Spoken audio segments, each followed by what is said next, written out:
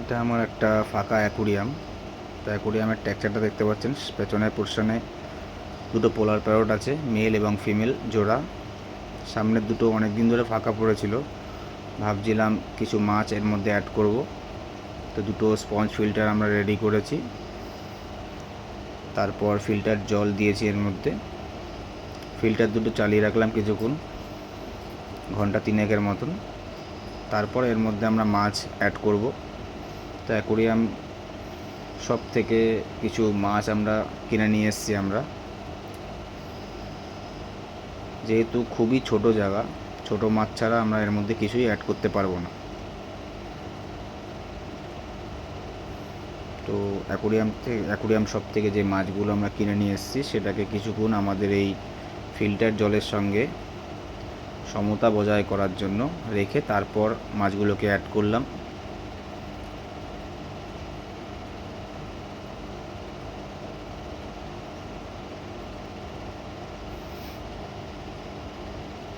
বাড়িতে একটা বেলুন মলি ছিল, ভাবছি আমি পাশের ট্যাঙ্কে সেই মাছটাই রাখবো, যেহেতু লোডেড, যে কোনো সময় যে কোনো দিন বাচ্চা দিতে পারে মাছটা, সেহেতু আমরা এটাকে সেপারেটভাবে রাখবো। তাই ভাবলাম এই এক পিস সিঙ্গেল লোডেড মলিটাকে আমি এই ট্যাঙ্কটাতে রাখি। অনেক মলি একসঙ্গে থাকলে তার মধ্যে একটি মলি যদি বাচ্চা দেয়, তাহলে সেই বাচ্চাগুলোকে দেওয়ার সাথে সাথে অন্য মলিরা খেয়ে নেয়। তাই এটাকে আমরা সিঙ্গেলভাবে রাখলাম। এবার আমাদের মেডিসিন দেওয়ার পালা।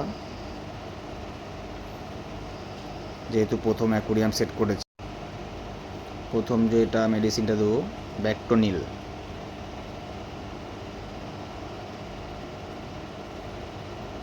জলে কোনো বাজে রকম ব্যাকটেরিয়া থাকলে এই মেডিসিনটা বাজে ব্যাকটেরিয়াগুলোকে মেরে ভালো ব্যাকটেরিয়া তৈরি করার জন্য এই মেডিসিনটা দেওয়া হয়। এবার দেবো হচ্ছে অ্যাকোয়া ক্লিনার। যতই আমরা ফিল্টার জল দিই না কেন, এই অ্যাকোয়া ক্লিনারটা ইউজ করা আমার মনে হয় বেস্ট।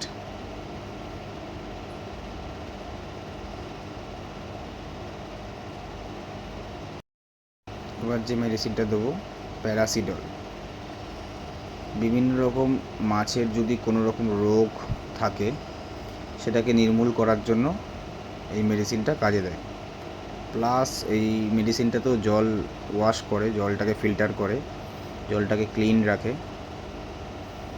এটাকেও অ্যাড করলাম। এবার যে মেডিসিনটা দেবো মাইক্রোলাইফ S2, সব থেকে ভালো মেডিসিন। এই মেডিসিনটা আমি সবাইকেই রেফার করব মাছের অ্যাকুরিয়ামের ট্যাঙ্কে দেওয়ার জন্য।